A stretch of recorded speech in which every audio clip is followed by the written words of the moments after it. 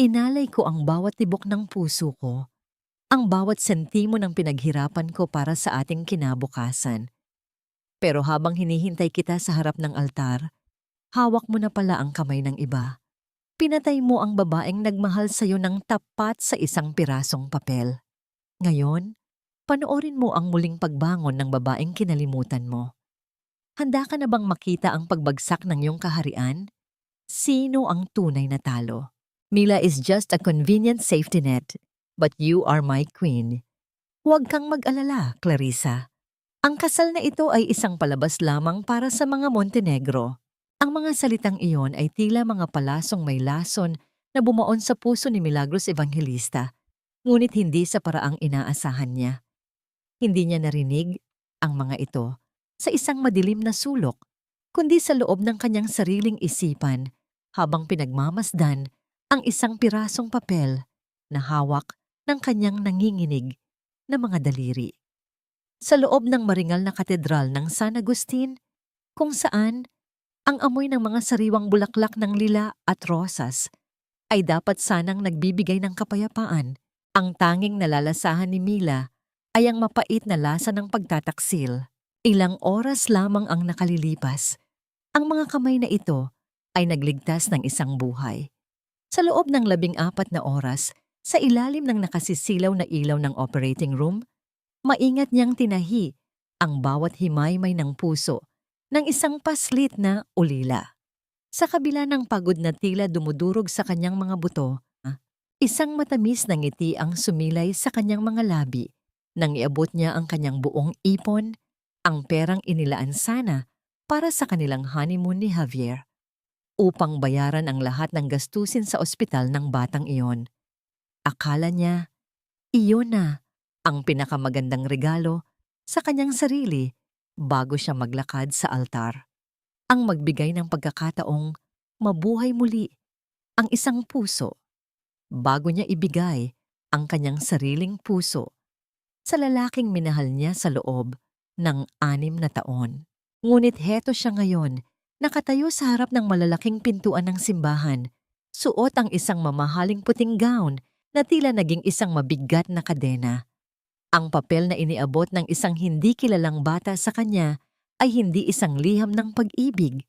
Ito ay isang kopya ng marriage contract. Isang legal na dokumentong nagpapatunay na kagabi, habang siya ay nagpapakapagal sa ospital upang magsalba ng buhay, si Javier Montenegro ay formal nang nagpakasal sa sibil kay Clarissa Villanueva. Naramdaman ni Mila ang unti-unting panlalamig ng kanyang mga dulo ng daliri. Ang ingay ng mga panauhing nagbubulungan sa loob ng simbahan ay tila naging isang malabong ugong sa kanyang pandinig. Ang bawat tibok ng kanyang puso ay naging isang mabigat na pasanin, tila isang tambol na pilit binabasag ang kanyang tadyang sa bawat paghampas. Ang kanyang lalamunan ay nanunuyo, at ang bawat hininga ay parang paglunok ng mga bubog. Sa dulo ng mahabang pasilyo, nakita niya si Javier. Mukhang perpekto ito sa kanyang itim na tuxedo. Ang mukhang laging nagbibigay sa kanya ng lakas ay tila naging isang maskara ng isang estranghero. Nang mapansin ni Javier ang namumutlang mukha ni Mila at ang papel na hawak nito, hindi pagsisisi ang rumihestro sa kanyang mga mata, kundi isang malamig at kalkuladong takot. Mabilis na lumapit si Javier sa kanya, hinawakan ang kanyang siko ng mahigpit at bumulong sa paraang siya lamang ang makakarinig. Mila, please, listen to me. It's just a paper. Kailangan nating ituloy ito. My grandfather cannot afford another scandal. Isipin mo ang reputasyon ng pamilya. Pagkatapos nito, we will talk. I promise aayusin ko ito.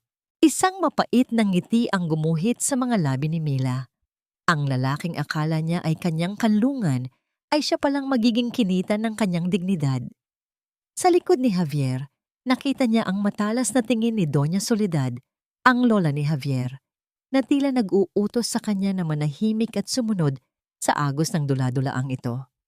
Ang bawat sakripisyong ginawa ni Mila sa loob ng 6 na taon, ang pagtitiis sa pangmamaliit ng pamilya Montenegro, ang pag-una Sa kanilang kapakanan, bago ang kanyang sariling kaligayahan, ay tila naging abo sa isang saglit.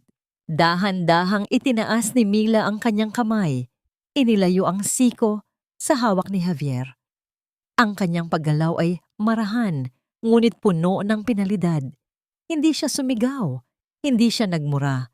Ngunit ang bawat hakbang niya patungo sa harap ng altar ay tila pagyakap sa isang matalim na katotohanan. Kinuha niya ang mikropono mula sa gilid ng lectern habang ang pari ay naghahandang magsimula. Ang katahimikan sa loob ng katedral ay naging bingi. Tila pati ang hangin ay huminto sa pagdaloy. Tumingin si Mila nang diretso sa mga mata ni Javier. Pagkatapos ay sa lahat ng mga taong naroroon na naghihintay ng isang masayang pag-iisang dibdib. Ang kanyang tinig, bagaman may kaunting panginginig, ay naging malinaw at matatag na parang bakal. Sa loob ng 6 na taon, ang akala ko ay puso ang pinag-aaralan ko para iligtas ang ibang tao. Pero ngayon ko lang na-realize na sa kabila ng lahat ng alam ko tungkol sa anatomy, hindi ko pala kayang gamutin ang sarili kong puso na pinatay na ng taong pinagkatiwalaan ko. Binitawan niya ang mikropono at ang pagbagsak nito sa sahig ay lumikha ng isang matunog na epekto na umalingaw-ngaw sa bawat sulok ng katedral. Tila simbolo ng tuluyang pagkabasag ng kanyang mundong binuo sa kasinungalingan. Sa harap ng lahat, hinubad niya ang kanyang mahabang belo at hinayaang mahulog ito sa malamig na marmol na sahig. Sa kanyang pagtalikod, isang tanong ang nanatiling nakasabit sa bawat sulok ng kanyang naguguluhang isipan. Pagkatapos ng lahat ng sakripisyo at pag-ibig na ibinigay niya ng walang tira, mayroon pa bang matitirang piraso ng kanyang sarili na sapat para sa isang bagong simula o tuluyan na siyang malilibing sa guho ng pamilyang Montenegro? Ang katahimikang bumalot sa katedral pagkatapos ng pagbagsak ng mikropono ay tila isang mabigat na kumot na sumasakal sa hininga ng bawat naroroon. Ang mga bulong-bulungan ay napalitan ng binging katahimikan kung saan ang tanging maririnig ay ang mabilis at mabigat na paghinga ni Javier at ang marahang pagaspas ng hangin sa labas ng malalaking pintuan. Sa gitna ng altar, nakatayo si Mila. Ang kanyang likod ay tuwid, na tila isang kawayan sa gitna ng bagyo, bagaman ang kanyang puso ay dinudurog na ng matinding pait. Hindi nagtagal ang katahimikang iyon. Ang maringal na tunog ng mga takong ni Doña Soledad sa marmol na sahig ay bumasag sa hangin. Bawat hakbang ay tila isang banta. Lumapit ang matanda sa kanya. Ang mukha ay pulang-pula sa galit. Ang mga mata ay tila nagniningas na ulingi. Nang makarating siya sa harap ni Mila, walang babala niyang itinaas ang kanyang kamay. Ang hapdi ng palad na tumama sa pisngi ni Mila ay nagdulot ng init na tila apoy, isang marahas na dampi na nag-iwan ng pulang marka sa kanyang maputlang balat. Ang ulo ni Mila ay napalingon sa lakas ng tama at naramdaman niya ang alat ng dugo sa loob ng kanyang labi. Walang utang na loob.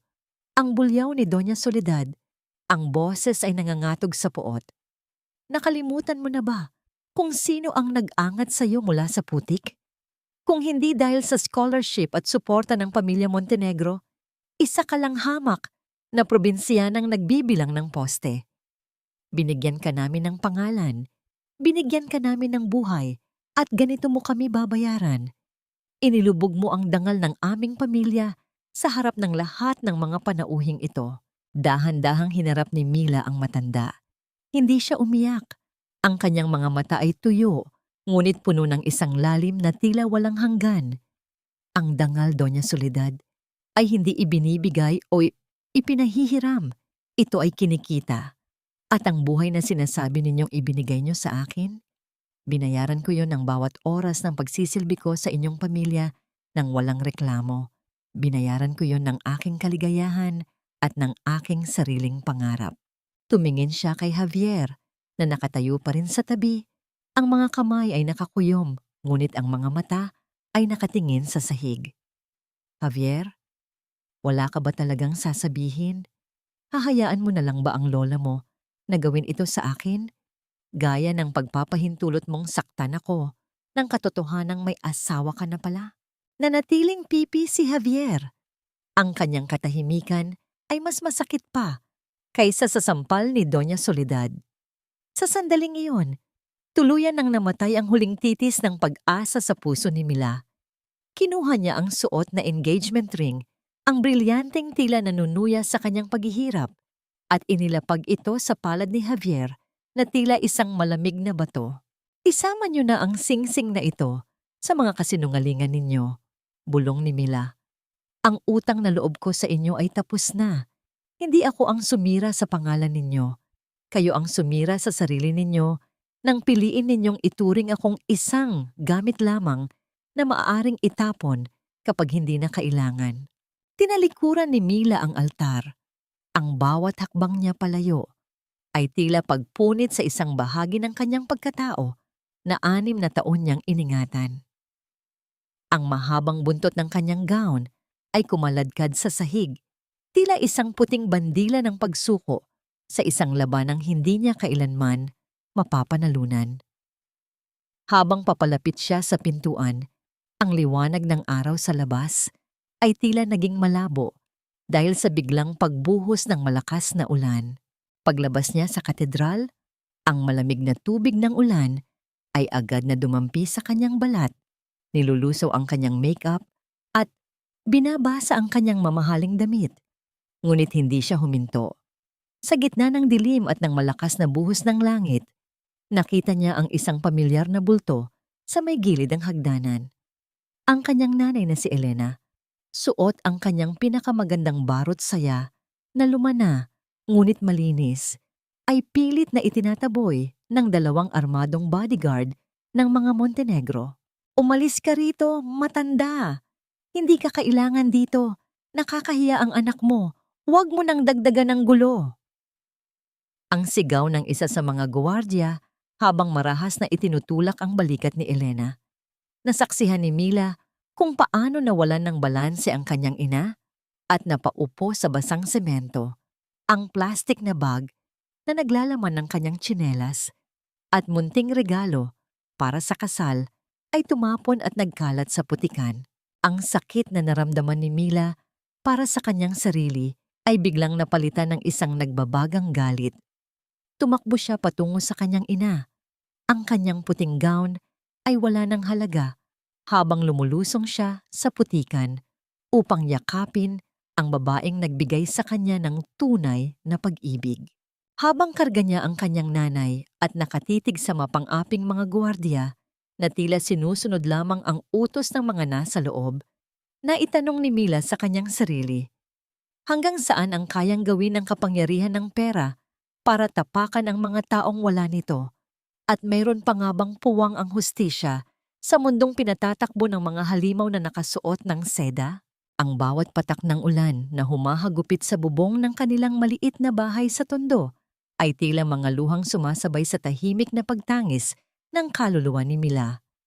Sa loob ng silid na amoy luma at amag, hubad na sa karangyaan ng telang sutla, nakaupo si Mila sa sahig habang maingat na nililinisan ng basang bimpo ang sugat sa balikat ng kanyang nanay Elena. Ang bawat haplos niya ay puno ng paghingi ng tawad. Tawad dahil sa kanyang paghahangad na mapabilang sa isang mundong kailanman ay hindi sila tinanggap. Anak, huwag mo nang isipin. Mahinang bulong ni Elena. Ang boses ay tila isang marupok na sinulid. Ang sugat sa balat ay naghihilom, pero ang sugat sa dangal ay ikaw lang ang makakapagpagaling. Tumingin si Mila sa paligid. Naroon ang mga kahon ng alaala ni Javier, mga liham na puno ng pangakong mapapako, mga larawang tila nanunuya sa kanyang kamangmangan. Sa gitna ng dilim, kumuha si Mila ng isang lumang lata at doon ay sinimulan niyang sunugin ang bawat piraso ng kanyang 6 na taon. Ang liwanag ng apoy ay sumasayaw sa kanyang mga mata. Nilalamon ang mga mukha sa larawan hanggang sa maging itim na abo ang mga ito. Ang init na nagmumula sa munting apoy ay hindi sapat upang pawiin ang lamig na nanunuot sa kanyang puso. Ngunit ito ang nagbigay sa kanya ng linaw. Isang marahang pagkatok sa pinto ang bumasag sa katahimikan ng gabi. Hindi ito ang marahas na pagkatok ng mga tauhan ni Javier, kundi isang kumatok na may paggalang. Nang buksan ni Mila ang pinto, tumambad sa kanya ang matikas na tindig ni Dr. Gabriel Navarro. Basa rin ito ng ulan, ngunit ang kanyang mga mata ay nagtataglay ng isang uri ng kapayapaang matagal nang hinahanap ni Mila. Mila, hindi ako naparito para magbigay ng simpatya. Seryosong saad ni Gabriel, ang kanyang boses ay tila isang anchor sa gitna ng nagngangalit na dagat. Naparito ako dahil kailangan ka ng mundo. May slot na bumukas sa Geneva para sa isang senior cardiac surgeon. Bukas na ang lipad ko. Sumama ka sa akin, Mila. Iwanan mo ang lahat ng sakit na ito sa lupang ito at muling bumuo ng buhay kung saan ang husay mo ang tanging mahalaga. Tumingin si Mila sa kanyang ina. Nakita niya sa mga mata ni Elena ang basbas na hindi kailangan ng salita. Alam ni Mila na ang pananatili sa bansang ito ay ang unti-unting pagpapakamatay sa anino ng mga Montenegro. Sa bawat segundo ng katahimikan, naramdaman niya ang bigat ng desisyong magpapabago sa kanyang tadhana. Kinaumagahan, sa gitna ng abalang ingay ng Terminal 1 ng airport, naglalakad si Mila ng may bagong lakas. Ang kanyang simpleng suot na blusa at pantalon ay malayo sa maringal na gown kahapon, ngunit ang kanyang aura ay mas nagniningning. Bago pa man siya makapasok sa immigration, isang boses ang pilit na humahabol sa kanyang pangalan. Mila! Mila, mag-usap tayo. Si Javier iyon. Gusot ang damit at bakas ang kawalan ng tulog sa mukha. Pilit siyang humahakbang patungo kay Mila, ngunit hinarangan siya ni Gabriel ng may awtoridad. Huwag mo na siyang gambalain, Javier. Malamig na utos ni Gabriel. Nagawa mo na ang dapat mong gawin. Malaya na siya. Hindi mo naiintindihan, Gabriel. Kailangan ko si Mila. Ang lahat ng ito, ang kasal kay Clarissa.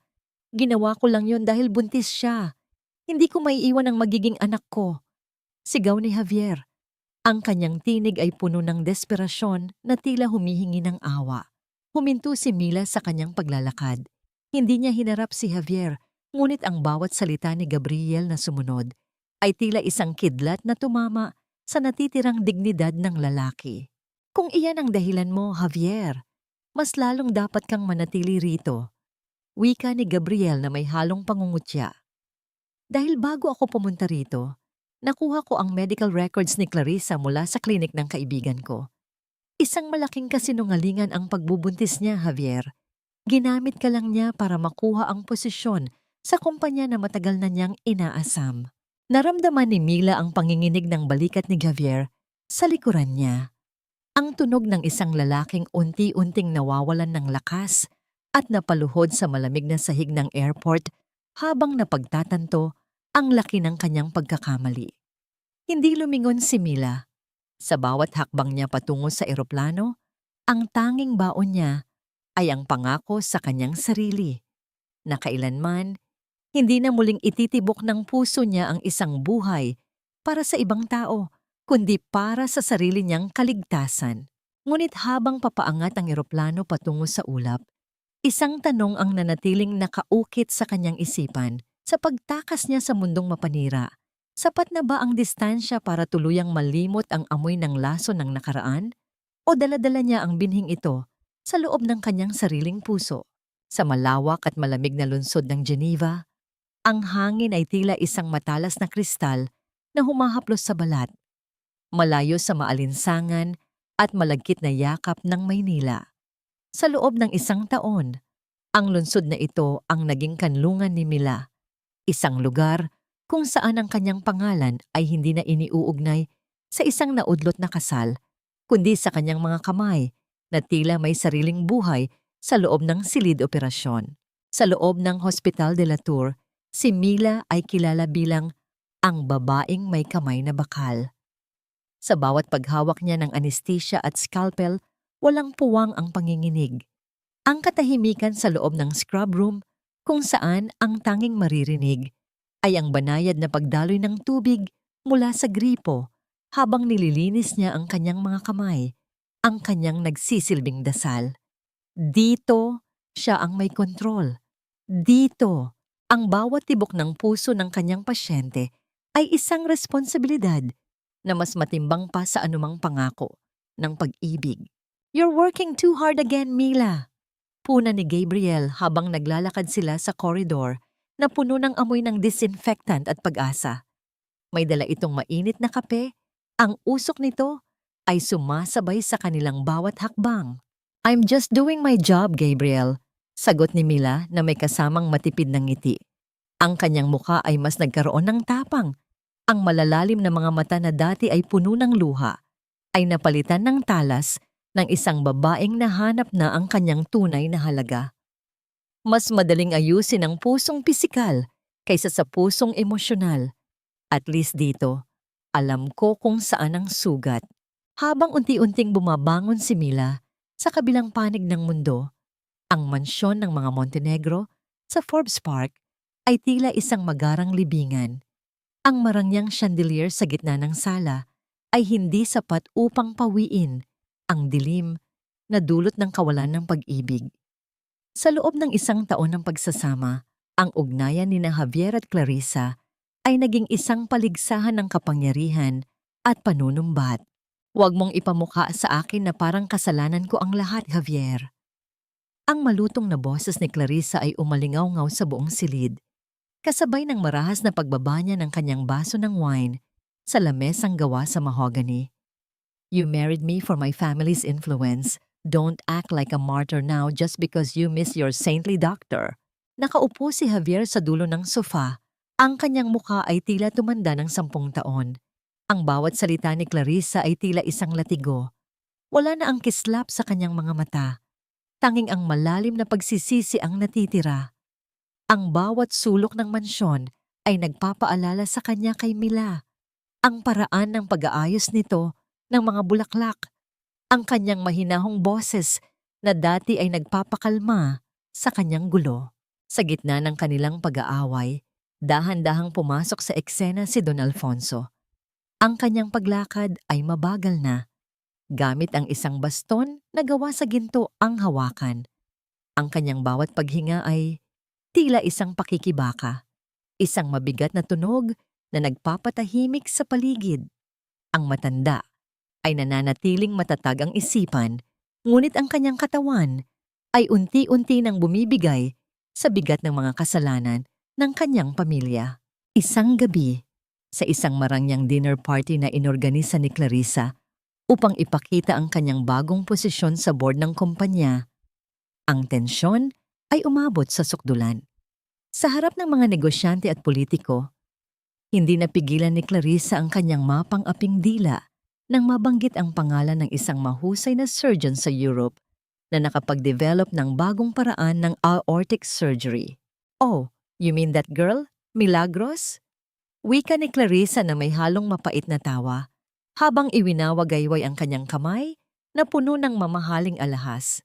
Isang hamak na scholar lang naman yan na nanggaling sa squatter.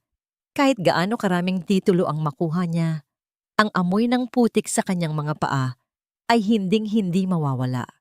She's lucky we even gave her a chance to step inside this house. Napatigil ang lahat sa pagkain. Ang katahimikan ay naging mabigat. Sa dulo ng lamesa, nakita ni Javier ang panginginig ng mga kamay ni Don Alfonso.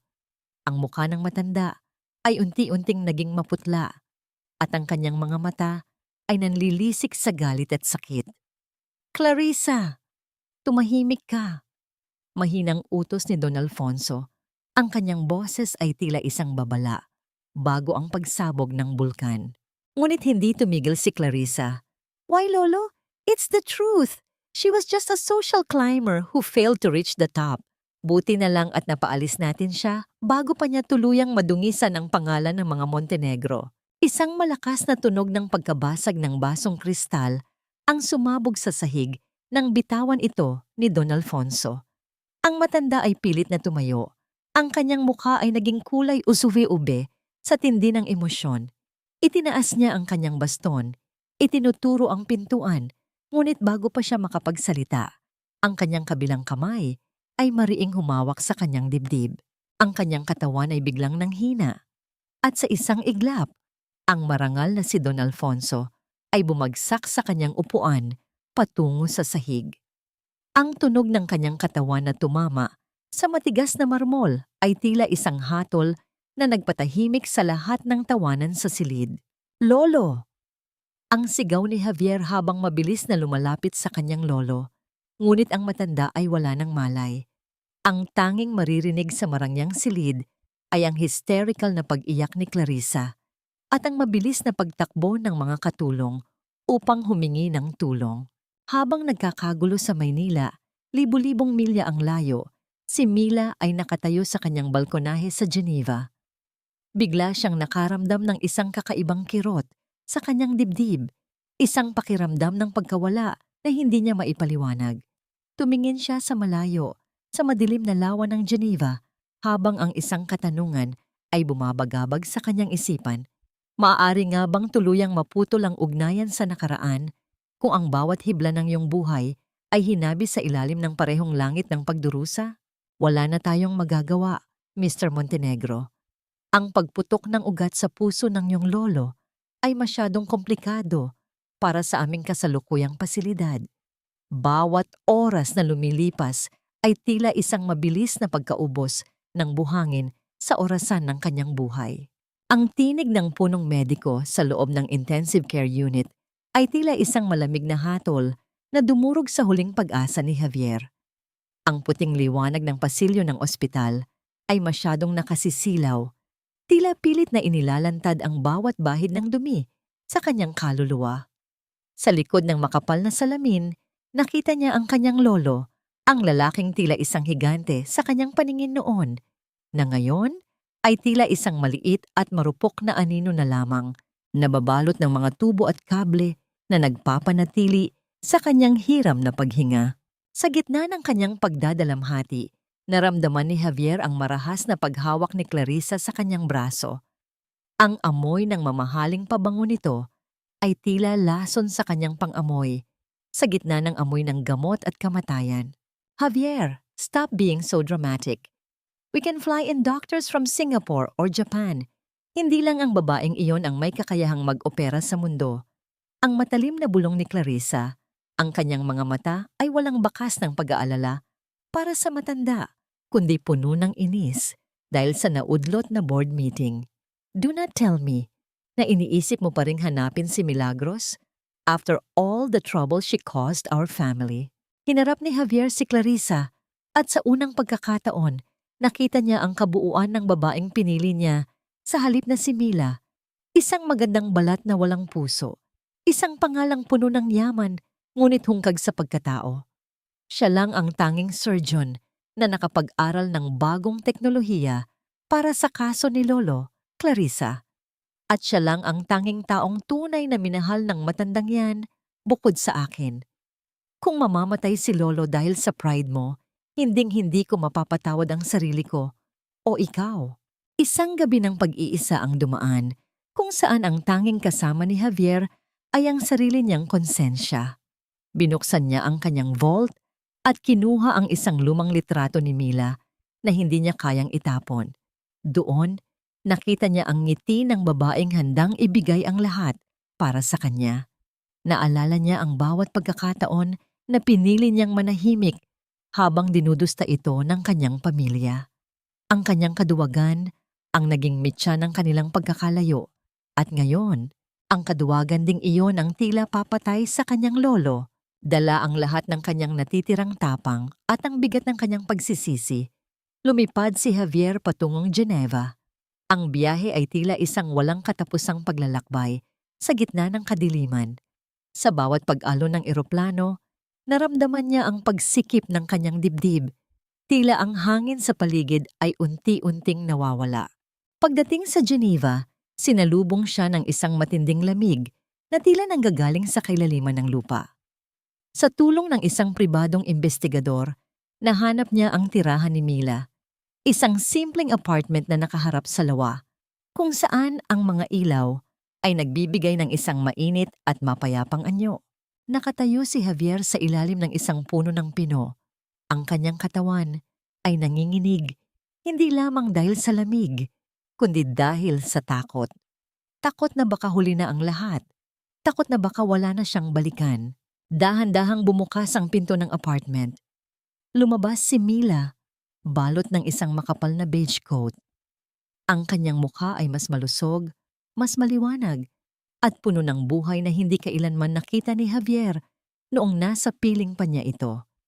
Ngunit ang nagpatigil sa mundo ni Javier ay ang makitang hindi nag-iisa si Mila. Kasunod niya ay si Gabriel, na may dalang mga gamit para sa isang picnic, at sa pagitan nila ay isang batang lalaki na tila nasa 3 o 4 na taong gulang na. Ang bata ay tumatawa habang nakahawak sa kamay ni Mila at Gabriel, isang larawan ng isang pamilyang buo at masaya. Nakita ni Javier kung paano yumuko si Gabriel upang halikan ang noo ni Mila at kung paano sumandal ang ulo ni Mila sa balikat nito ng may tiwala at pagmamahal.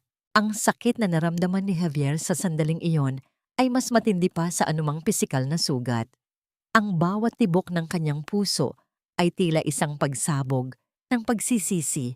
Nais niyang tumakbo, nais niyang sumigaw, nais niyang bawiin ang lahat. Pero paano mo hihilingin sa isang taong binuo na ang kanyang sarili na bumalik sa gitna ng mga guhong ikaw mismo ang gumawa? Habang pinagmamasdan niya ang masayang eksena mula sa malayo, isang nakapangingilabot na tanong ang bumalot sa kanyang diwa. Ang bata bang yon na tinatawag ni Mila na anak ay bunga ng isang bagong pag-ibig o ito ba ang lihim na baon ni Mila nang lisanin niya ang Pilipinas? Isang bahagi ni Javier na kailanman ay hindi niya nalaman. Nanatiling nakatayo si Javier sa ilalim ng malamig na anino ng mga puno. Ang kanyang mga mata ay hindi maalis sa masayang eksena sa harap ng apartment. Ang bawat tawa ng batang lalaki ay tila isang kurot sa kanyang laman. At ang bawat haplos ni Gabriel sa braso ni Mila ay tila isang saksak sa kanyang pride. Nang pumasok na si Gabriel at ang bata sa loob upang ihanda ang kanilang gamit, naiwang mag-isa si Mila sa labas, dinaramdam ang sariwang hangin ng Geneva. Ito na ang pagkakataon niya. Sa bawat hakbang ni Javier patungo sa liwanag, ang kanyang puso ay tila isang ibon na pilit kumakawala sa hawla ng kanyang dibdib. Mila, ang tawag niya, ang kanyang boses ay paos at basag. Tila isang luma at kalawanging kwerdas. Napatigil si Mila. Hindi siya lumingon agad. Ang kanyang balikat ay tumigas at ang kanyang buong katawan ay naging tila isang estatwang gawa sa yelo. Dahan-dahan siyang humarap at sa sandaling magtagpo ang kanilang mga mata, walang bakas ng gulat o takot sa mukha ni Mila. Tanging isang malamig at patag na emosyon ang nakita ni Javier. Ang uri ng tingin na ibinibigay sa isang estrangherong hindi mo nais makilala. Javier, simpleng sagot ni Mila. Ang kanyang tinig ay walang init, walang pait, tila isang hangin na dumadaan lamang sa pagitan ng mga gusali. You're a long way from home. Anong ginagawa mo rito? Mila, please, kailangan nating mag-usap. Ang pagsusumamo ni Javier, ang kanyang mga kamay ay nanginginig habang pilit na lumalapit. Si Lolo Alfonso. He's dying, Mila. Nagkaroon siya ng aortic aneurysm rupture. Ikaw lang ang may alam ng teknolohiya para mailigtas siya. I'm begging you. Bumalik ka na sa Pilipinas. I'll pay any price. Just save him. Isang mapait na ngiti ang sumilay sa mga labi ni Mila, ngunit hindi ito umabot sa kanyang mga mata. Any price, Javier? Nakakatawa. Noong kailangan ko ang suporta mo, noong kailangan ko ang isang salita mo para protektahan ako sa altar, hindi mo kayang bayaran ang presyo ng katotohanan. At ngayon, lalapit ka sa akin para hingin ang serbisyo ko. It's about his life, Mila. Don't be so heartless. Ang sigaw ni Javier, ang kanyang pagiging Montenegro, ay unti-unting lumalabas sa gitna ng kanyang desperasyon. Nakalimutan mo na ba ang utang na loob mo sa kanya? Siya ang nagpaaral sa'yo. Siya ang nagbigay sa'yo ng pagkakataong maging doktor. Isusumbat mo ba ang galit mo sa akin sa matandang nagmahal sa'yo? Ang mga salitang utang na loob ay tila isang mitya na sumindi sa loob ni Mila. Humakbang siya palapit kay Javier. Ang kanyang aura ay naging tila isang nagbabagang apoy sa gitna ng yelo. Huwag mong gamitin ang utang na loob laban sa akin, Javier. Dahil sa loob ng 6 na taon, ibinigay ko ang buhay ko sa inyong pamilya bilang pambayad sa scholarship na yon. I worked like a slave to please Doña Soledad. I loved you more than myself, and I saved hundreds of patients under the name of your foundation. I am paid in full, Javier. Ang utang na loob ay hindi isang habang buhay na pagkakaalipin. Pero kailangan kanya. Giit ni Javier. Hinawakan niya ang braso ni Mila ng mahigpit. Ang kanyang mga daliri ay bumaon sa makapal na tela ng kanyang coat. You are a doctor.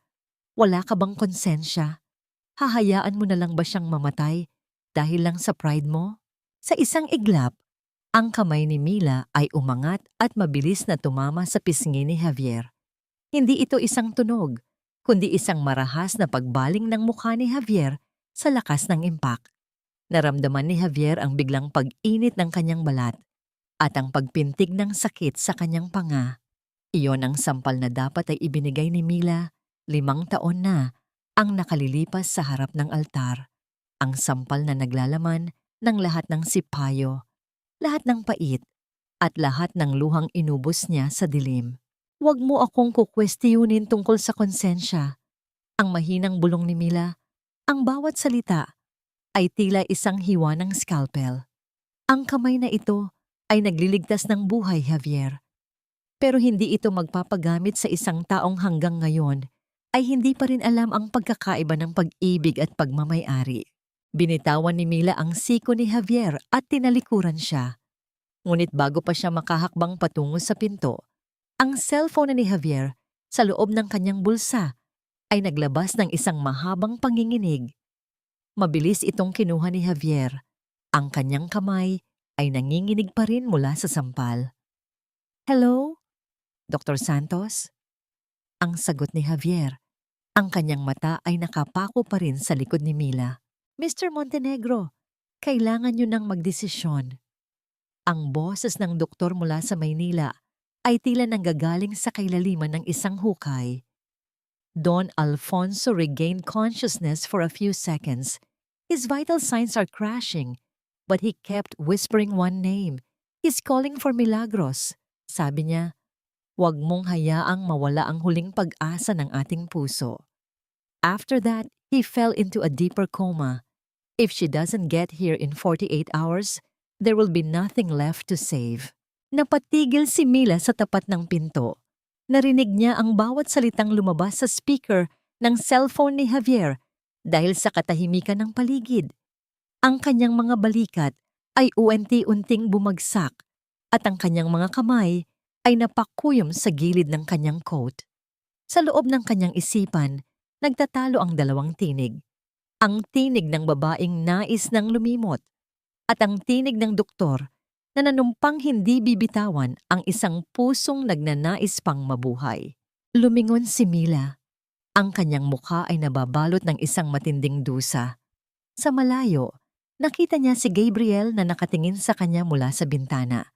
Ang kanyang mga mata ay puno ng pangunawa at babala. Handa na ang private plane sa airport. Ang basag na wika ni Javier, ang kanyang mga mata ay puno ng luhang hindi na niya mapigilan. Mila, hindi ito para sa akin. Para ito sa matandang itinuring kang tunay na anak. Please, save the only person who truly loved you in that house. Nakatitig si Mila sa kawalan, habang ang lamig ng Geneva ay tila unti-unting pumapasok sa kanyang puso.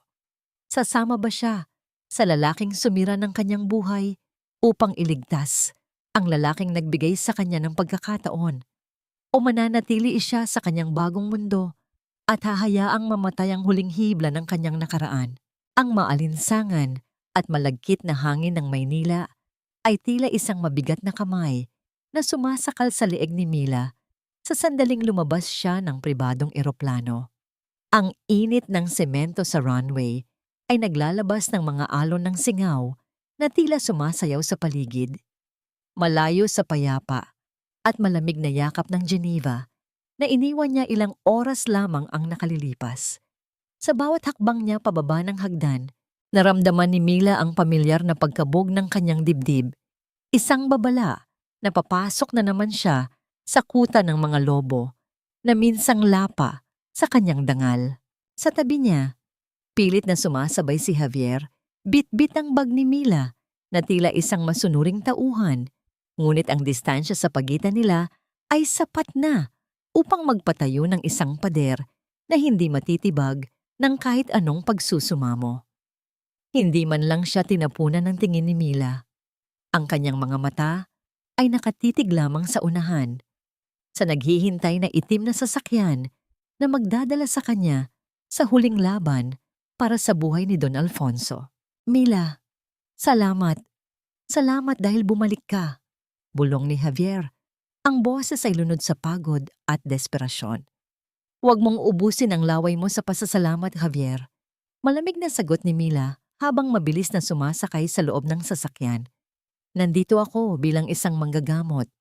At sa sandaling matapos ang operasyon, hinding-hindi mo na muling makikita kahit ang anino ko sa bansang ito. Pagdating sa St. Luke's Medical Center, ang bawat mata sa pasilyo ay tila nakapako sa kanya. Ang bulong-bulungan ng mga nurse at doktor ay tila isang mahinang ugong ng mga bubuyog sa katahimikan ng gabi. Nang makarating siya sa tapat ng intensive care unit, tumambad sa kanya ang anyo ni Doña Soledad. Ang matanda ay nakaupo sa isang silyang gawa sa pelus. Ang kanyang mukha ay nababalot ng isang maskara ng huwad na pag-alala. Ngunit ang kanyang mga mata ay nananatiling matalas at mapanghusga. Nandito ka na pala, Milagros, wika ni Doña Soledad. Ang kanyang boses ay may halong pait at pangangailangan. Sana naman ay sapat ang talino mo para hindi hayaang mamatay ang kaisa-isang tao sa pamilyang ito na nagtiwala sa iyo. Tumigil si Mila sa tapat ng matanda. Ang kanyang tingin ay hindi kumukurap. Hindi ko kailangan ng paalala mo, Doña Soledad. Alam ko ang tungkulin ko. Pero tandaan niyo ito. Kung may mangyaring masama sa kanya, hindi ang konsensya ko ang magiging madumi, kundi ang kamay ng pamilyang ito na unti-unting pumapatay sa kanya sa lungkot at stress. Bago pa makasagot ang matanda, isang matinis na tunog ng mga takong ang bumasag sa tensyon. Si Clarissa ay naglalakad patungo sa kanila. Ang kanyang mukha ay puno ng kolorete na tila pilit na itinatago ang takot sa kanyang mga mata. Suot niya ang isang mamahaling damit na tila pupunta sa isang handaan imbes na sa isang ospital. How heroic of you, Mila. Panggungot yan ni Clarissa. Ang kanyang mga kamay ay nakahalukip-kip habang sinusuri si Mila mula ulo hanggang paa. Bumalik ka para maging tagapagligtas? O baka naman nakita mo ang pagkakataon na makuha ang mana mo sa matanda ngayong malapit na siyang mawala? Isang marahang pag-iling lamang ang isinagot ni Mila. Hindi siya papatol sa antas ng babaeng ito.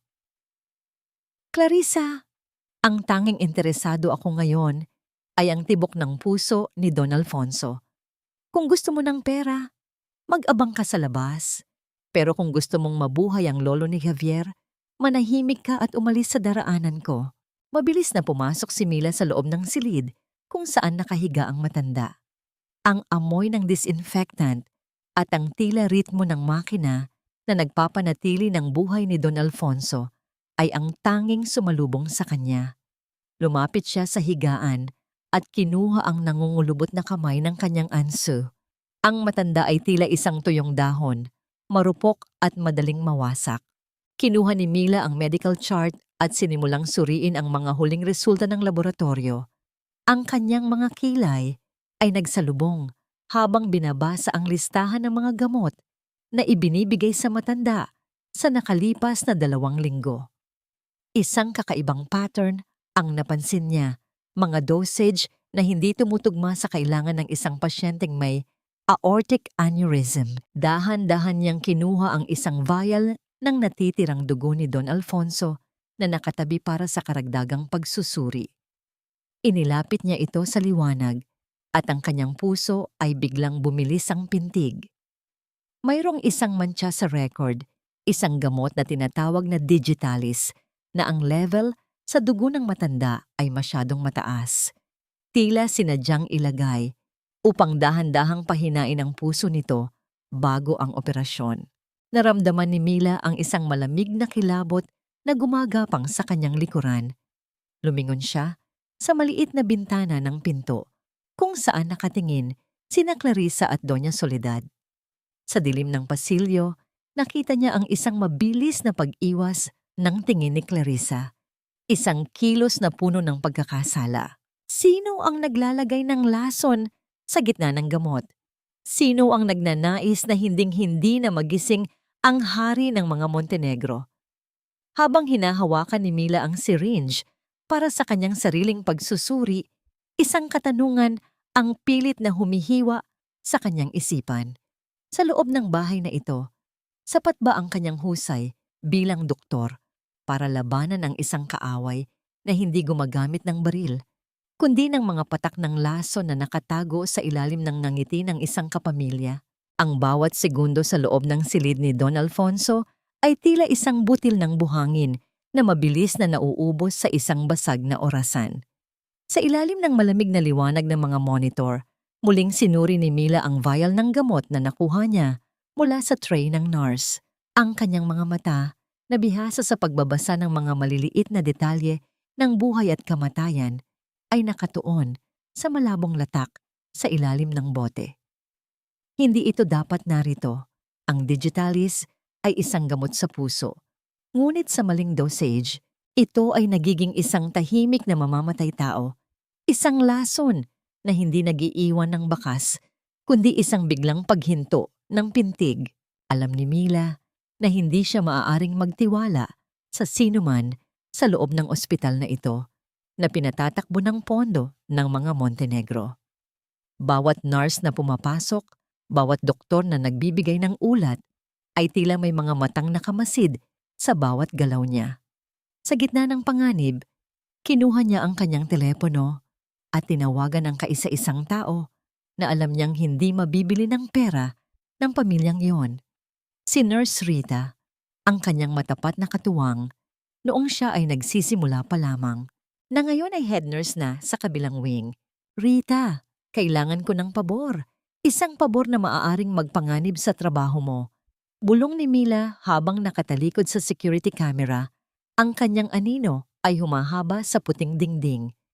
Kailangan ko ng sarili kong team para sa operasyon ni Don Alfonso at kailangan kong palitan ang lahat ng suwero at gamot na nakahanda para sa kanya ngayon din. Huwag kang magtatanong, Rita.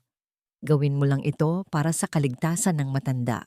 Habang hinihintay ang pagdating ni Rita, dahan-dahang binuksan ni Mila ang drawer sa tabi ng kama ni Don Alfonso, kung saan nakatago ang mga personal na gamit at ang listahan ng mga huling bisita. Sa ilalim ng isang tumpok ng mga resibo, nakita niya ang isang maliit na bote ng bitamina na madalas inumin ng matanda.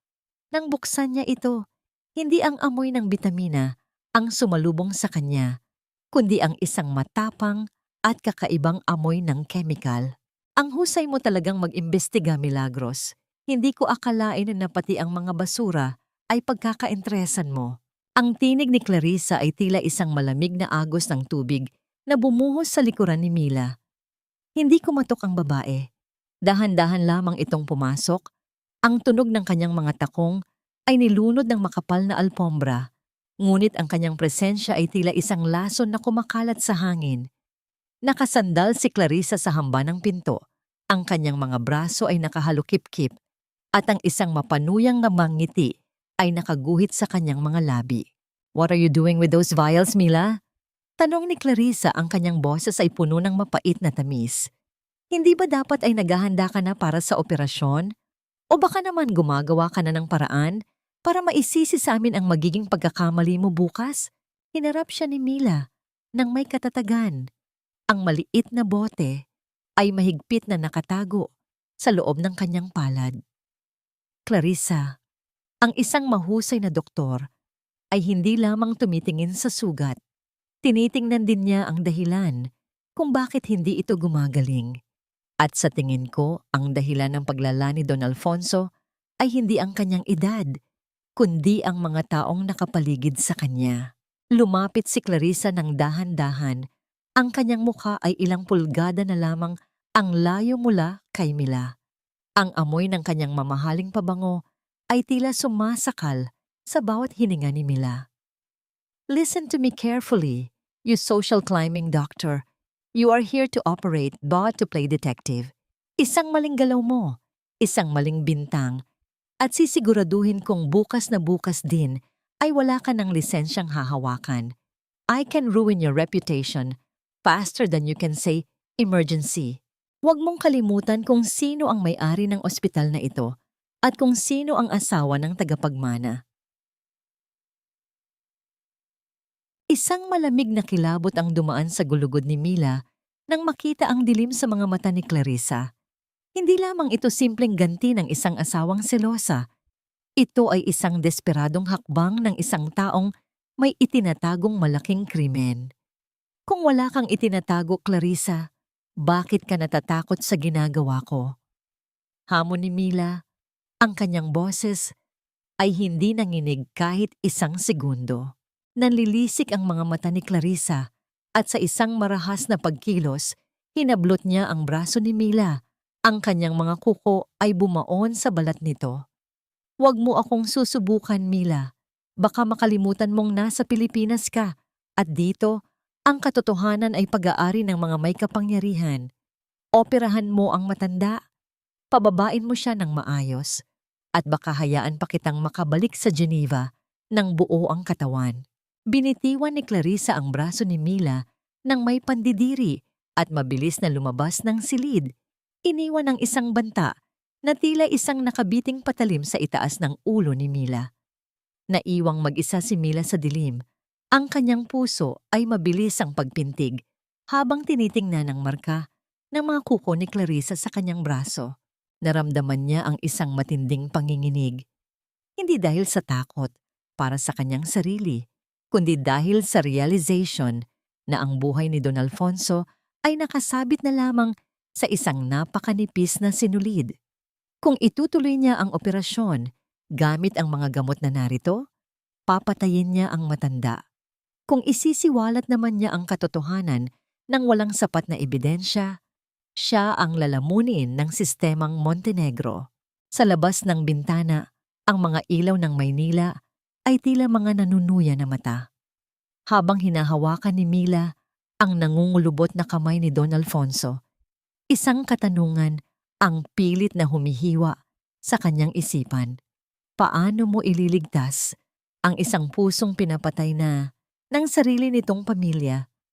Kung ang bawat hakbang mo patungo sa katotohanan ay isang hakbang din patungo sa sarili mong kapahamakan, sa loob ng madilim na silid kung saan ang tanging liwanag ay nagmumula sa mga monitor na nagpapakita ng mahinang tibok ng puso ni Don Alfonso. Nakaramdam si Mila ng isang uri ng pag-iisa na mas matindi pa sa lamig ng Switzerland. Ang banta ni Clarissa ay tila isang lason na unti-unting nanunuot sa kanyang isipan.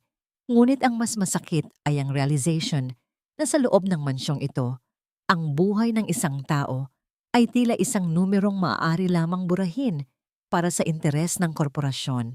Hindi pa man humuhupa ang panginginig ng kanyang mga kamay, bumukas ang pinto at pumasok si Doña Soledad. Ang matanda ay tila isang anino ng kamatayan na nababalot ng mamahaling sutla. Walang imik siyang naupo sa tapat ni Mila. Ang kanyang mga mata ay walang bakas ng pag-iyak, kundi puno ng isang malamig at kalkuladong plano. Milagros, magpakatotoo tayo. Simula ng matanda, ang boses ay tila isang tuyong dahon na kinakalos ng hangin. Matanda na si Alfonso. Kahit na maligtas mo siya ngayon, ilang taon na lang ba ang itatagal niya? Ang operasyong gagawin mo ay mapanganib at magastos. Bakit hindi natin hayaang matulog na lang siya ng mahimbing? Mas makabubuti ito para sa lahat. Para sa kumpanya, para kay Javier, at lalo na para sa iyo. Naramdaman ni Mila ang mabilis na pag-akyat ng dugo sa kanyang muka. Ano ang ibig ninyong sabihin, Doña Soledad? Nahayaan ko siyang mamatay sa mesa.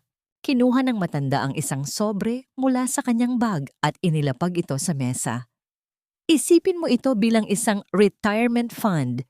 Sapat na ito para makabili ka ng sarili mong klinika sa Geneva at hinding-hindi na muling magtrabaho para sa iba. Sabihin mo na lang na nagkaroon ng komplikasyon. Walang manunumbat sa'yo dahil alam ng lahat na malubha na ang lagay niya. Don't be a martyr for a man who is already halfway to his grave. Isang matinding pandidiri ang bumalot sa puso ni Mila. Ito ang pamilyang inalayan niya ang 6 na taon ng kanyang buhay. Mga taong itinuturing na haligi ng lipunan, ngunit handang pumatay ng sariling kadugo para sa mana. Hindi nabibili ang aking sumpa bilang doktor, Doña Soledad, at mas lalong hindi nabibili ang pagmamahal ko kay Don Alfonso.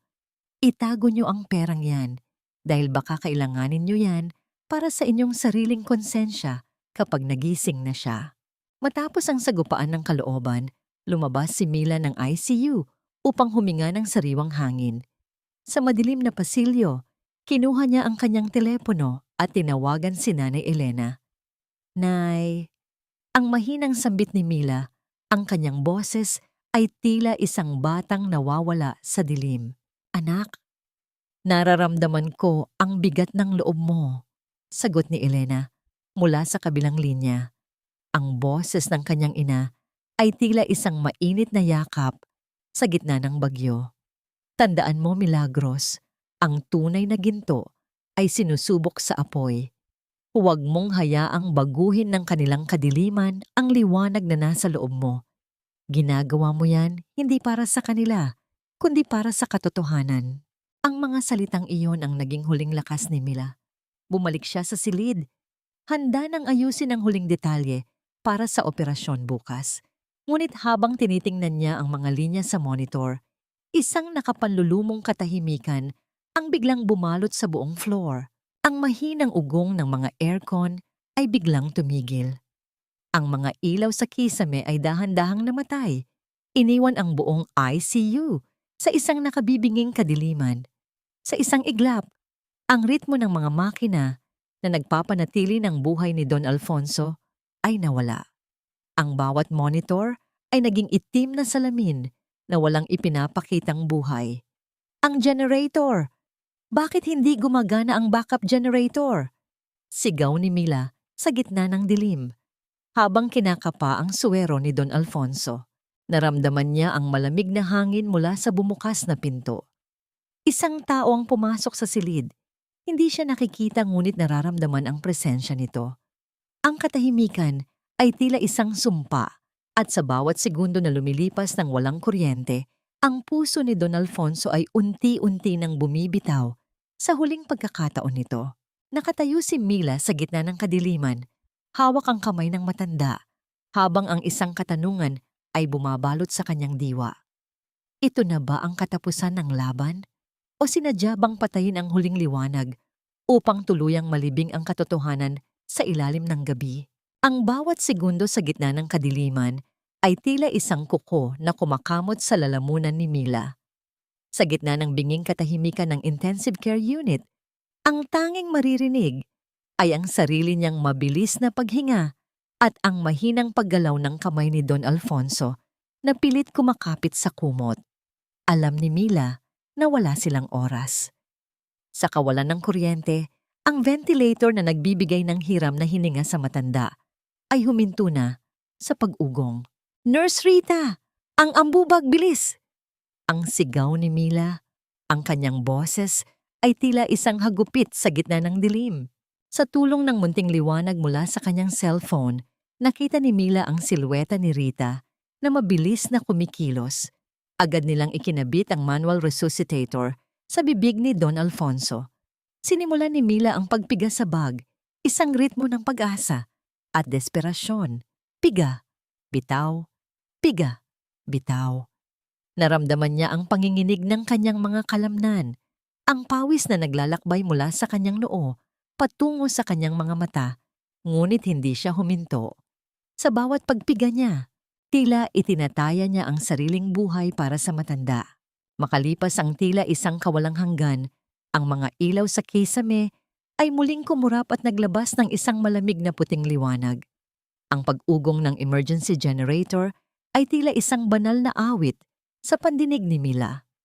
Nang bumalik ang mga linya sa monitor, nakita niyang bumalik sa normal ang oxygen level ni Don Alfonso. Handa na ang operating room 4, Doktora Evangelista. Ang hingal na ulat ng isang nurse. Nandoon na ang team na hiningi ninyo. Sa labas ng silid operasyon, ang 12 oras ng paghuhukom ay nagsimula na. Habang naghuhugas si Mila ng kanyang mga kamay sa scrub room, nakita niya ang sarili sa salamin. Ang kanyang mga mata ay hindi nakakikitaan ng pagod. Ito ay puno ng isang mapanganib na talas. Alam niyang sa sandaling pumasok siya sa silid na yon, ang kanyang kalaban ay hindi lamang ang kamatayan, kundi ang mga taong nagnanais na hinding-hindi na siya lumabas na tagumpay.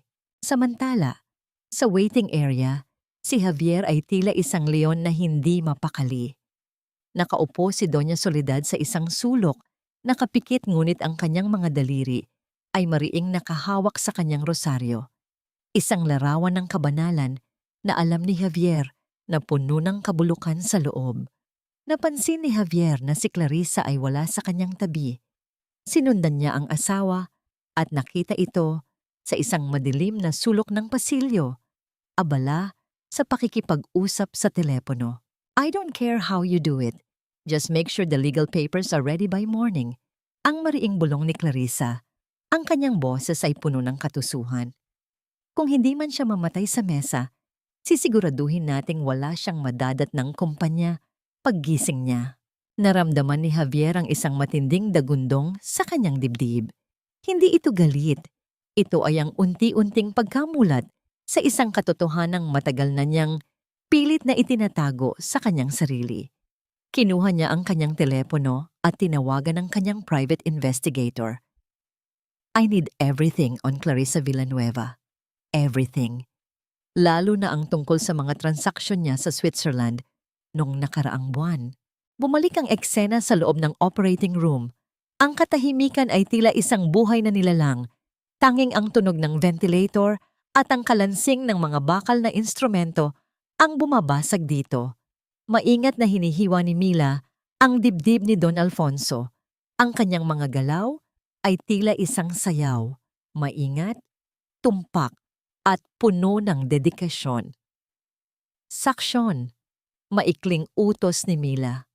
Ang bawat patak ng dugo ay agad na nililinis upang makita ang nasirang ugat. 10 oras na ang nakalilipas. Ang pagod ay tila isang mabigat na pasanin na nakapatong sa balikat ng buong team. Ang bawat isa ay tila mga estatwang nakatayo sa paligid ng mesa. Nang malapit na nilang matapos ang huling tahi sa aorta, isang hindi inaasahang pangyayari ang naganap. Ang presyo ng dugo ni Don Alfonso ay biglang tumaas ng walang babala. Ang pader ng ugat na katatapos lamang ayusin ni Mila ay tila hindi nakayanan ang biglang pagdaloy ng dugo. Sa isang iglap, isang malakas na pagputok ang naganap sa loob ng dibdib ng matanda. Ang mainit na likido ng dugo ay biglang humalsik, tumama sa visor ni Mila at nagmantsa sa kanyang asul na gown. Ang alarma sa monitor ay naglabas ng isang mahaba at matinis na tunog na tila isang hiyaw ng pagsuko. "Clamp! Bilis! Bigyan niyo ako ng clamp!" Sigaw ni Mila. Ang kanyang mga kamay ay mabilis na lumubog sa loob ng dibdib ni Don Alfonso upang hanapin ang pinagmumulan ng pagputok. Ang kanyang mga daliri ay nararamdaman ng init ng dumadaloy na buhay na unti-unting nauubos. Sa gitna ng kaguluhan, bumukas ang pinto ng observation gallery. Nakita ni Mila si Clarissa na nakatayo sa likod ng salamin. May hawak na isang pirasong papel at nakangiti ng mapanukso. Sa kabilang banda, pilit na pumasok si Javier sa control room, nakikipagbuno sa mga gwardiya upang makalapit sa intercom. "Mila, don't let him go. Ang sigaw ni Javier na umalingaw-ngaw sa buong silid operasyon sa pamamagitan ng speaker. Clarissa is trying to kill him. She's the one who's been delaying the medical supplies. Naramdaman ni Mila ang panginginig ng kanyang mga tuhod, ngunit ang kanyang mga kamay ay nanatiling matatag. Sa gitna ng dugo at ng nakabibinging tunog ng alarma, tumingin siya sa duguang puso ni Don Alfonso. Sa sandaling iyon, ang lahat ng pait, ang lahat ng pagtataksil ni Javier, at ang lahat ng pananakit ni Doña Soledad ay tila naglaho. Ang tanging natitira ay ang sumpa niya bilang isang manggagamot. Hindi ka mamatay, Lolo. Bulong ni Mila sa kanyang sarili. Ang kanyang boses ay puno ng isang uri ng kapangyarihang hindi kayang buwagin ng anumang pera. Hindi sa ilalim ng aking bantay.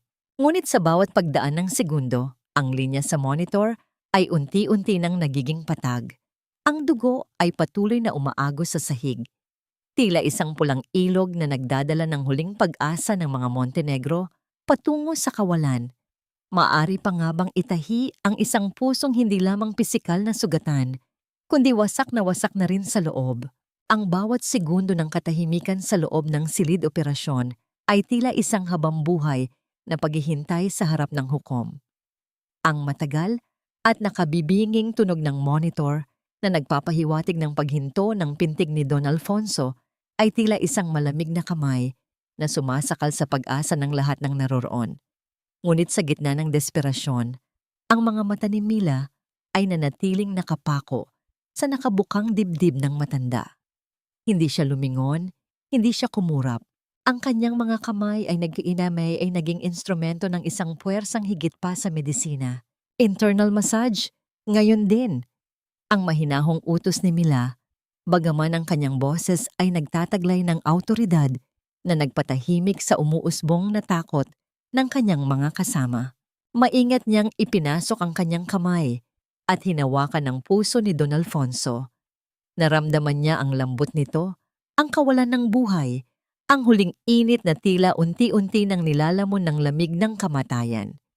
Sinimulan niya ang ritmo ng pagpiga, isang marahan at tumpak na pagkilos na tila sinusubukang gisingin ang isang natutulog na higante. Sa bawat pagpiga niya, tila ibinubuhos niya ang lahat ng kanyang alaala sa matanda.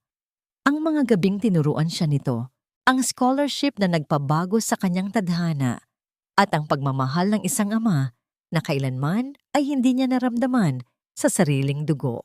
Bumalik ka, Lolo. Bulong ni Mila.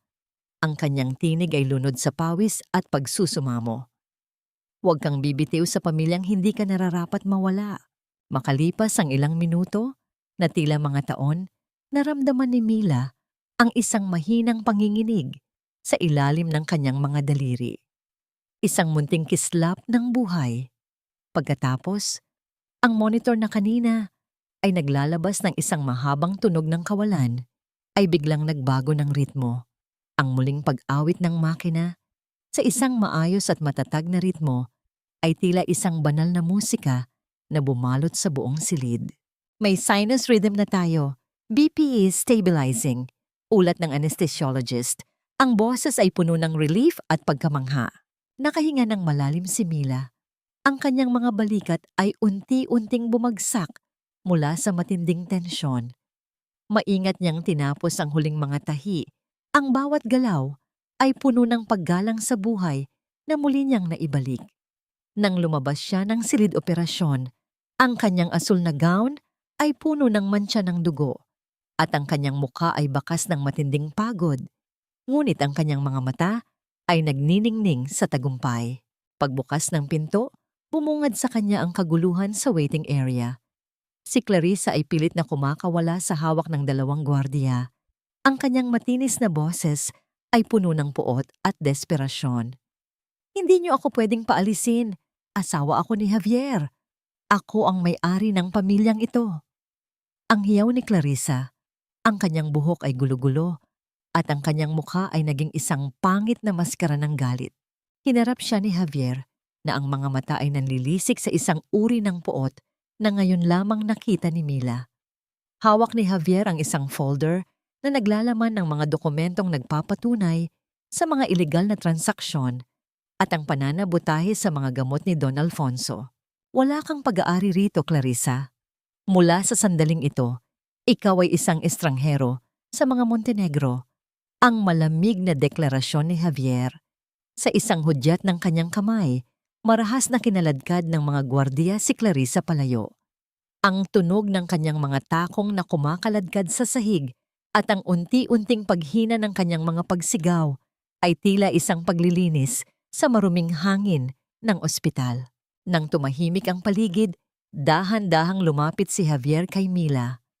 Sa harap ng mga nurse, doktor, at maging ni Doña Soledad na nakatulala sa isang sulok, si Javier Montenegro, ang lalaking puno ng yabang at kaduwagan, ay dahan-dahang lumuhod sa paanan ni Mila. Ang tunog ng kanyang mga tuhod na tumama sa malamig na sahig ay tila isang pagguho ng isang mataas na tore. Mila, patawarin mo ako. Ang basag na wika ni Javier, ang kanyang mga balikat ay nayayanig sa paghikbi. Nabulag ako. Nawala ko ang lahat dahil sa ambisyon at takot. Salamat dahil iniligtas mo si Lolo. Salamat dahil kahit sa kabila ng lahat ng ginawa ko, hindi mo kinalimutan ang pagiging tao. Nakatayo lang si Mila sa harap niya. Pinagmamasdan ng lalaking minsang naging mundo niya. Wala siyang naramdamang katuwaan sa pagkakaluhod nito. Tanging isang malalim na awa at ang kapayapaan ng isang taong wala nang kailangang patunayan. Tumayo ka, Javier. Mahinang sagot ni Mila. Iniligtas ko si Don Alfonso dahil iyon ang tama, hindi dahil sa iyo. At ang patawad na hinihingi mo, ibinigay ko na yon sa sarili ko noong araw na iniwan ko ang simbahan. Hindi mo na kailangang lumuhod dahil wala ka nang lulugaran pa sa puso ko. Tumalikod si Mila upang magpalit ng damit. Ngunit bago pa siya makalayo, isang nurse ang mabilis na tumakbo mula sa recovery room. Doktor Evangelista, gising na po si Don Alfonso, hinahanap po kayo. Mabilis na bumalik si Mila sa loob. Doon, nakita niya ang matanda. Bagaman mahina pa ay dilat na ang mga mata. Nang makita siya ni Don Alfonso, isang mahinang ngiti ang sumilay sa mga labi nito. Pilit nitong itinaas ang kanyang nanginginig na kamay at kinuha ang kamay ni Mila. Mula sa ilalim ng kanyang unan, inilabas ng matanda ang isang maliit at kalawanging susi. Milagros. Mahinang bulong ng matanda. Ang kanyang boses ay tila isang hanging nagmumula sa nakaraan. Buksan mo ang ligtas na kahon sa silid-aklatan. Doon mo malalaman ang tunay na dahilan kung bakit kailanman ay hindi kita pwedeng pabayaan. Ang katotohanan tungkol sa iyong ama. Napatigil ang paghinga ni Mila. Ang susing hawak niya ay tila nagbabaga at ang mga salita ni Don Alfonso ay nagbukas ng isang bagong pinto ng misteryo na hinding-hindi niya inaasahan. Ano ang kinalaman ng kanyang ama sa pamilyang sumira at bumuo sa kanya? Ang maliit at kalawanging susi sa palad ni Mila ay tila nagtataglay ng bigat ng isang dantaon. Habang naglalakad siya sa mahabang pasilyo ng mansyon ng mga Montenegro patungo sa silid-aklatan, ang bawat hakbang niya ay lumilikha ng isang marahang tunog sa makintab na sahig, tila isang babala sa mga aninong nagtatago sa bawat sulok. Ang amoy ng lumang papel at alikabok na hinaluan ng pabango ni Doña Soledad ay tila sumasakal sa hangin, nagpapaalala sa kanya na ang bahay na ito ay hindi kailanman naging isang tahanan, kundi isang magarang bilangguan ng mga lihim. Pagpasok niya sa silid-aklatan, ang kadiliman ay tila isang buhay na nilalang na dahan-dahang umatras sa tama ng liwanag mula sa pintuan.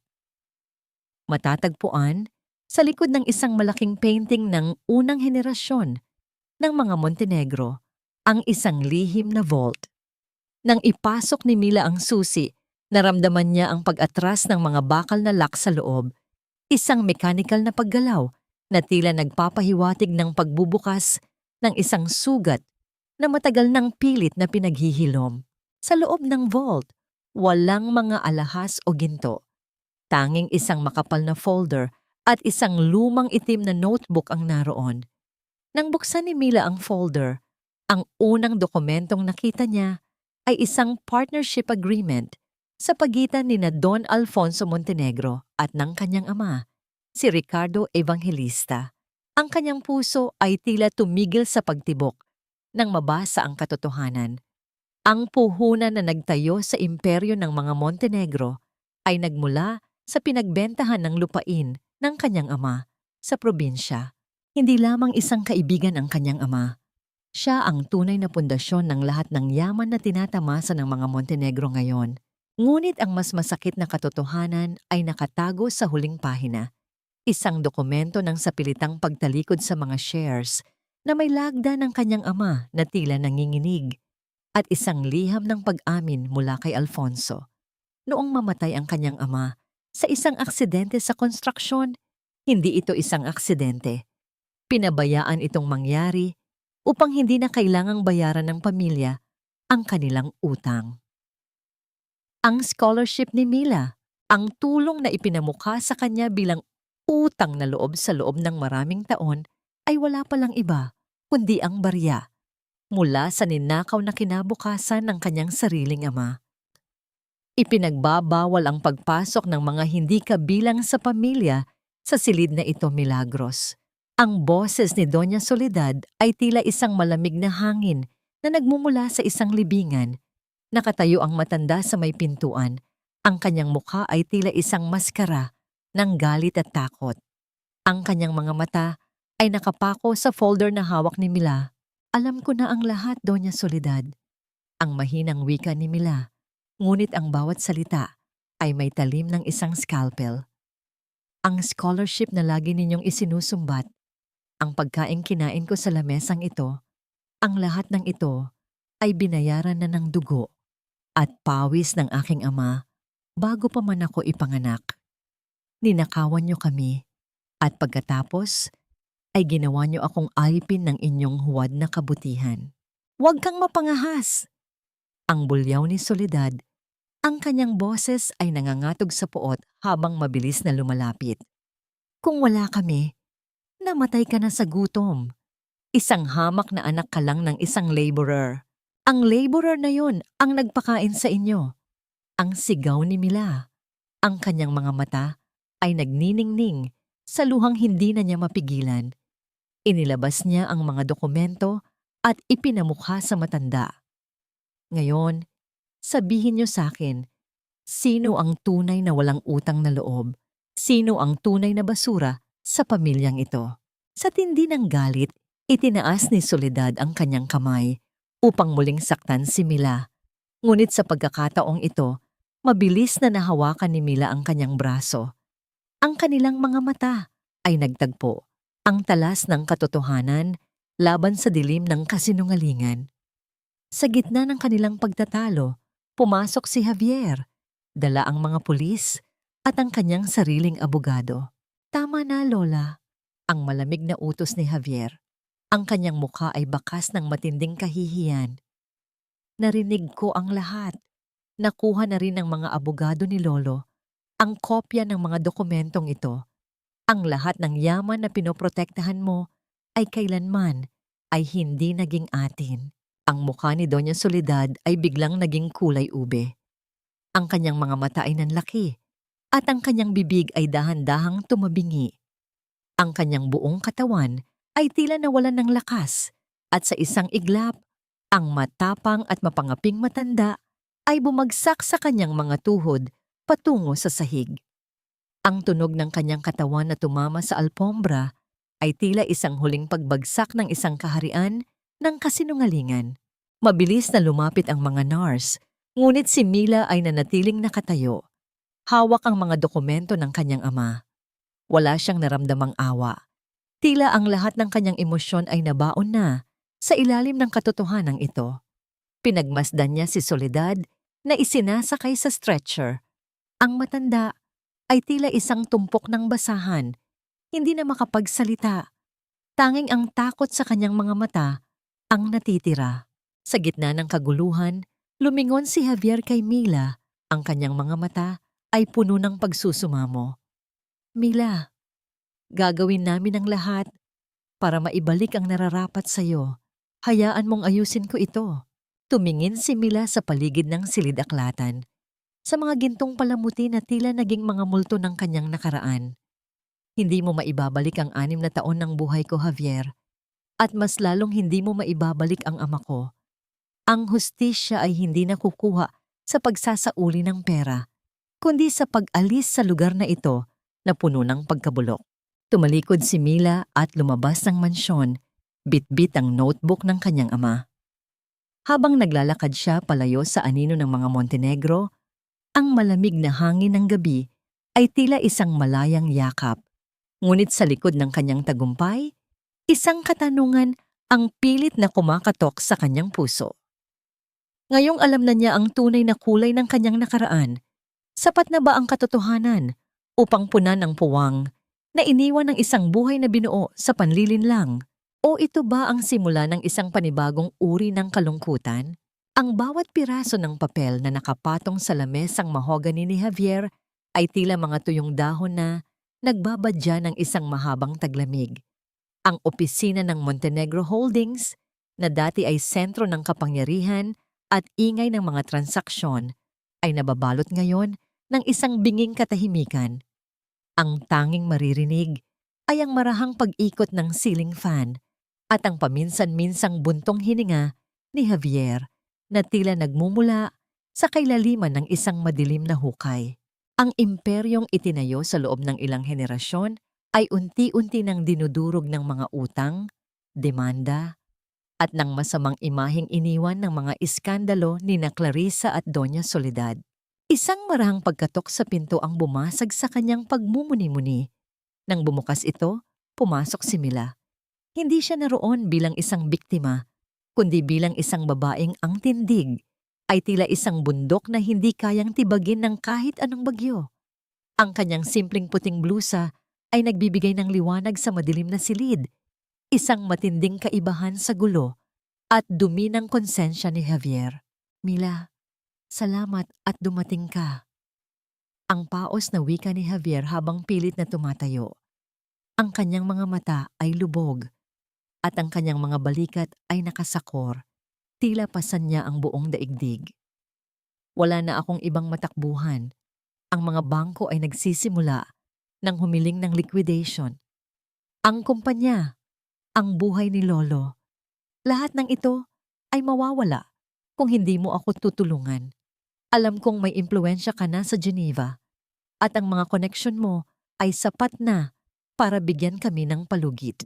Isang mapait na ngiti ang sumilay sa mga labi ni Mila habang pinagmamasdan ng lalaking minsang naging dahilan ng kanyang bawat panalangin. Matakbuhan, Javier. Naalala mo ba noong gabi bago ang ating dapat nakasal? Noong tumatakbo ako sa pagitan ng operating room at ng cashier para isalba ang buhay ng isang batang ulila dahil walang pamilyang gustong sumagot sa gastusin niya? Huminga ng malalim si Mila. Ang bawat salita niya ay tila isang mahinahon, ngunit matalim na paghiwa sa hangin. Noong gabing iyon, Javier, ginamit ko ang bawat sentimo ng perang inipon ko para sa ating honeymoon. Hindi ako nag-atubili dahil akala ko sapat na ang pag-ibig nating dalawa para punan ng anumang mawawala. Pero habang inililigtas ko ang puso ng batang yon, abala ka naman sa pagpirma ng kasal sa ibang babae. Lumapit si Mila sa lamesa at itinuon ang kanyang mga mata sa mga mata ni Javier na puno ng pagsusumamo. Sinabi ko sa iyo noon, Javier, na ang utang na loob ko sa pamilya Montenegro ay tapos na. Pero ang totoo, kayo ang may utang sa akin. Utang ninyo sa akin ang 6 na taon ng aking katapatan na binaliwala ninyo. Ang kumpanyang ito ay bumabagsak dahil ito ay itinayo sa buhangin ng kasinungalingan. Hindi ko gagamitin ang aking mga kamay na nagliligtas ng buhay para lamang itayo muli ang isang tore ng pagkabulok. Please, Mila! Kahit para na lang kay Lolo. Ang huling hirit ni Javier, ang kanyang boses ay tila isang hikbi na pilit itinatago. Para kay Lolo, ginawa ko na ang lahat ng kaya ko. Sagot ni Mila ng may pinalidad. Iniligtas ko ang kanyang puso, ang kumpanya, Iyan ay usaping material na hindi ko na obligasyong pangalagaan. I have paid my dues, Javier, in full. Ngayon, oras na para ikaw naman ang magbayad sa lahat ng iyong mga pagkakamali. Sa sandaling iyon, bumukas ang pinto ng walang pasabi.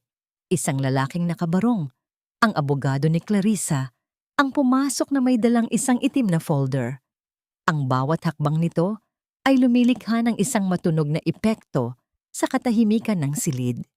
Inilapag niya ang mga dokumento sa tapat ni Javier, isang petisyon para sa annulment at isang asset freeze order mula sa korte.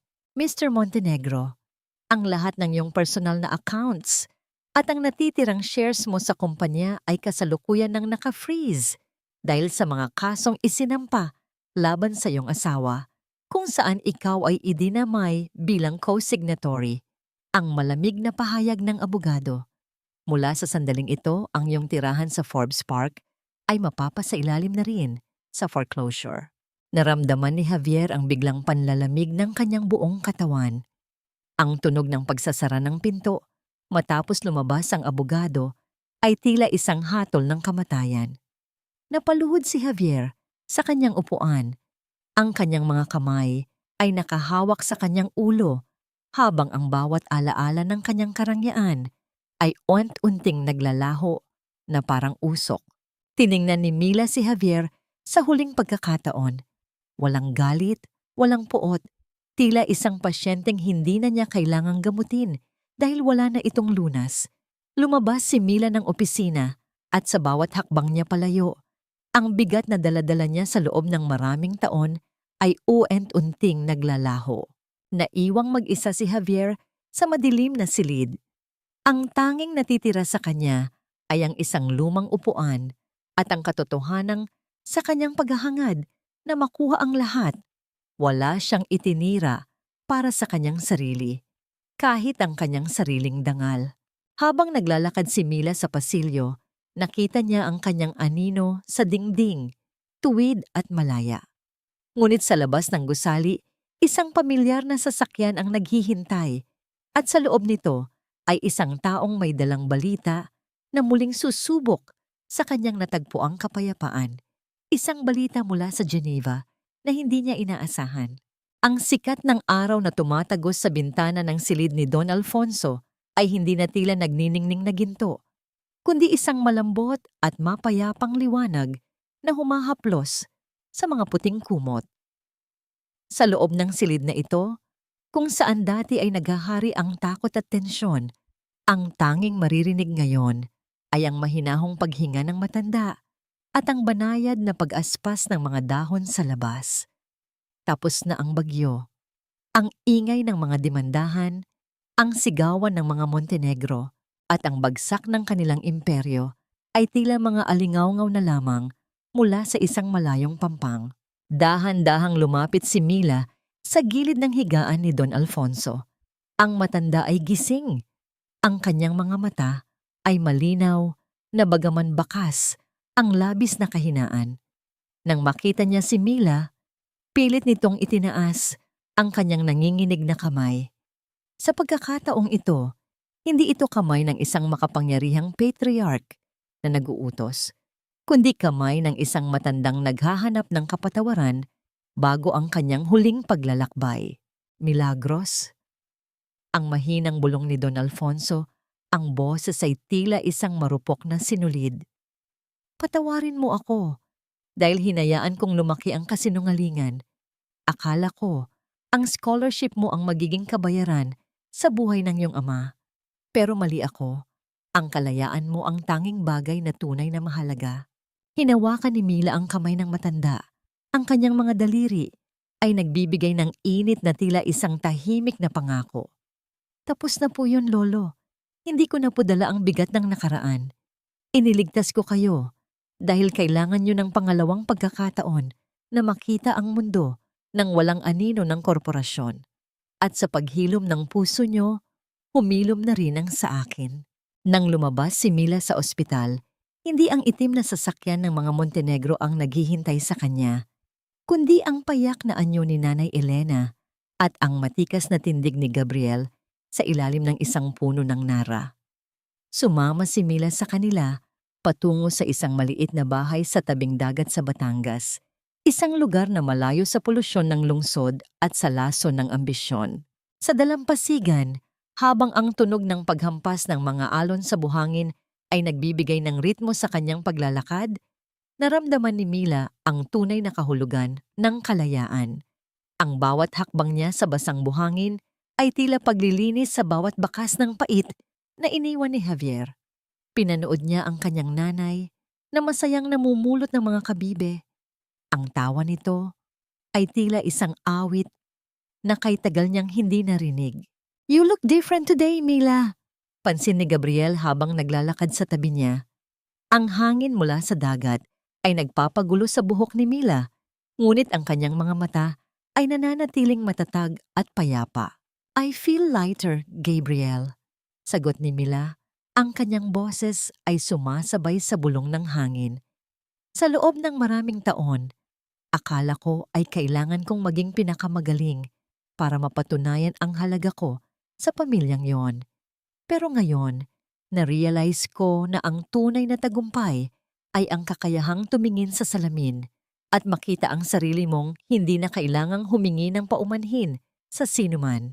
Humarap si Gabriel sa kanya. Ang kanyang anyo ay naging tila isang matibay na haligi sa ilalim ng papalubog na araw. "Mila, alam kong marami ka ng pinagdaanan. Alam kong mahirap nang magtiwala muli. Pero sa loob ng 5 taon sa Geneva, hindi mo lang ako naging kasama sa operating room. Naging saksi ako sa bawat sakripisyo mo. At sa bawat araw na nakikita kitang bumabangon, mas lalo akong naniniwala na ikaw ang pinakamatapang na taong kilala ko." Dahan-dahang kinuha ni Gabriel ang isang maliit na itim na kahon mula sa kanyang bulsa. Walang mga kamera, walang mga panauhin, at walang marangyang katedral. Ang tanging saksi ay ang dagat at ang nagbabagang kulay ng langit. Sa loob ng kahon ay isang singsing na may payak na disenyo, malayo sa brilyanteng ibinigay ni Javier noon na puno ng kasinungalingan.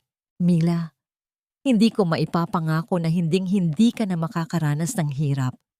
Ang mahinahong wika ni Gabriel, ang kanyang boses, ay puno ng katapatan. "Pero ipinapangako ko na sa bawat operasyon ng buhay, ako ang magiging katuwang mo. Hindi dahil kailangan kitang protektahan, kundi dahil gusto kitang samahan sa bawat tibok ng iyong bagong simula. Mila, will you walk with me? Not as an obligation but as my partner for life." Naramdaman ni Mila ang panginginig ng kanyang mga kamay, hindi dahil sa takot, kundi dahil sa isang uri ng ligaya na tila isang mainit na agos na dumadaloy sa kanyang buong pagkatao.